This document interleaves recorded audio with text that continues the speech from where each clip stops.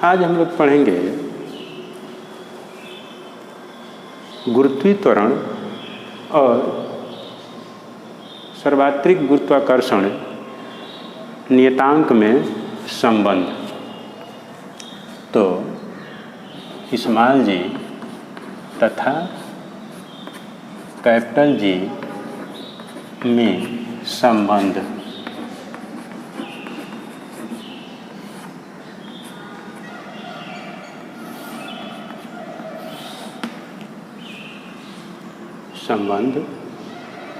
तो ये देखें कि कैपिटल जी और स्मॉल जी में संबंध, तो ये मिलेगा,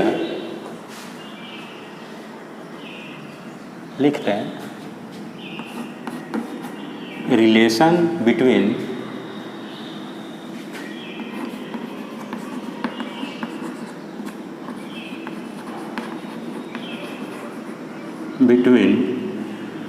क्या है,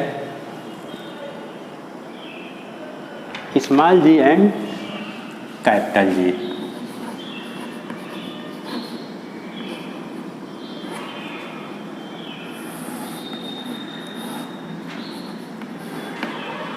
तो ये हम जानते हैं, स्मॉल जी को यदि हम देखें तो ये लिखते हैं कि यदि कोई वस्तु स्वतंत्रता पूर्वक पृथ्वी पर गिर रही हो तो हम लिख सकते हैं माना पृथ्वी का द्रव्यमान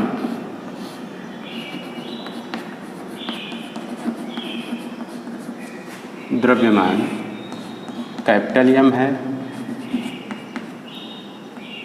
तथा पृथ्वी का जो कुल द्रव्यमान होता है उसके केंद्र पर निहित होता है तथा पृथ्वी का कुल द्रव्यमान उसके केंद्र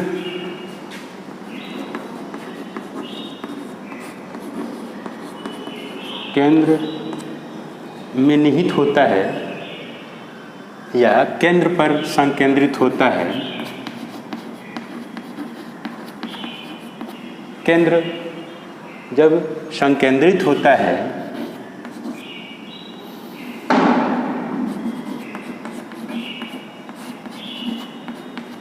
तो क्या होगा, इसका मतलब ये हो गया कि जो वस्तु है उसका द्रव्यमान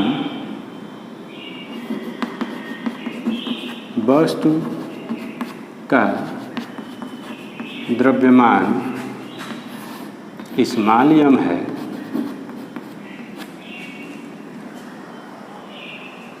पृथ्वी तल पर हम लिख सकते हैं कि पृथ्वी तल पर या कुछ ऊंचाई पर लिख सकते हैं, कुछ ऊंचाई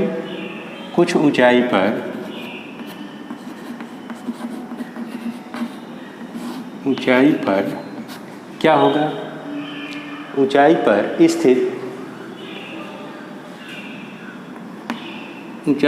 स्थित है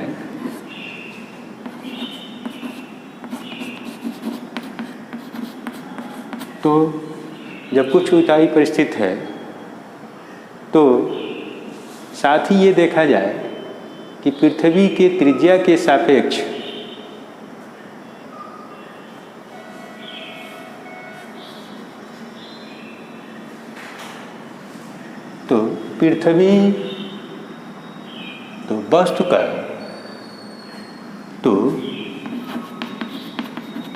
वस्तु की पृथ्वी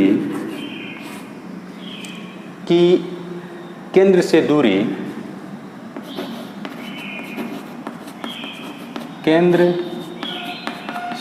दूरी कितना होगा, जो त्रिज्या होगा वही होगा, के बराबर होगा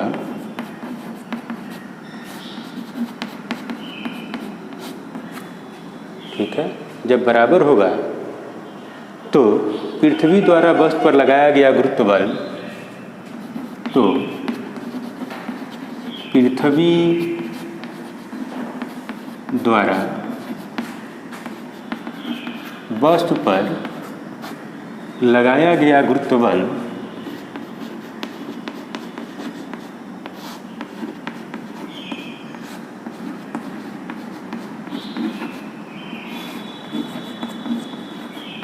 ये हम देखें तो लिखते हैं F बराबर G capital M small m बटे R स्क्वायर जो पृथ्वी की त्रिज्या है। ये एक इक्वेशन। अब बल F के कारण ही बल F के कारण ही क्या होगा, वस्तु पर कारण ही वस्तु में गुरुत्वीय त्वरण उत्पन्न होगा।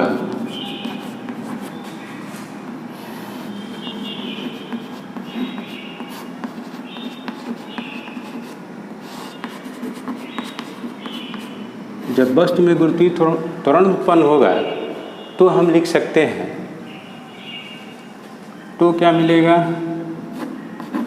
तो हम जानते हैं न्यूटन का जो गति विषयक नियम होता है F बराबर mg। अब ये देखा जाए कि जो बल यह है वही बल यह भी है, तो समीकरण 1 और 2 से लिखें, समीकरण 1 और 2 से, तो ये हो गया mg बराबर capital G capital M small m बटे R स्क्वायर। तो m से m कैंसिल हो गया, ये हम लिख सकते हैं स्मॉल g बराबर कैपिटल G, ये हो गया m और ये हो गया R। यदि m को पृथ्वी की द्रव्यमान लिखते हैं तो me और R पृथ्वी की त्रिज्या है तो RE। यह एक हमारा फार्मूला मिल जाता है जिसका हम उपयोग कर लेते हैं। अब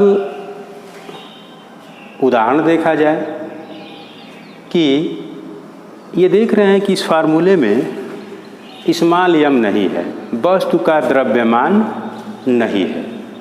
तो जब वस्तु का द्रव्यमान नहीं है तो इससे स्पष्ट है कि g का जो स्मॉल g होता है गुरुत्वीय त्वरण का मान वस्तु के द्रव्यमान पर निर्भर नहीं करता है। यदि भिन्न भिन्न द्रव्यमान की दो वस्तुएं स्वतंत्रतापूर्वक वायु की अनुपस्थिति में ऊपर से गिराई जाती हैं तो उनमें जो एक्सेलरेशन होगा, त्वरण होगा, वो समान होगा। यदि वे एक ही ऊंचाई से गिराई गई हों, एक ही साथ पृथ्वी पर पहुंचेंगे, तो न्यूटन ने कांच की एक नली जिसकी वायु पंप द्वारा निकाल दी गई है कि एक सिरे से एक सिक्का और एक चिड़िया का पंख एक साथ गिराया जाए तो ये दोनों एक ही साथ नली के दूसरे सिरे पर पहुंचेंगे। इस प्रकार हम लोग स्मॉल g और कैपिटल G में संबंध ज्ञात कर लेते हैं।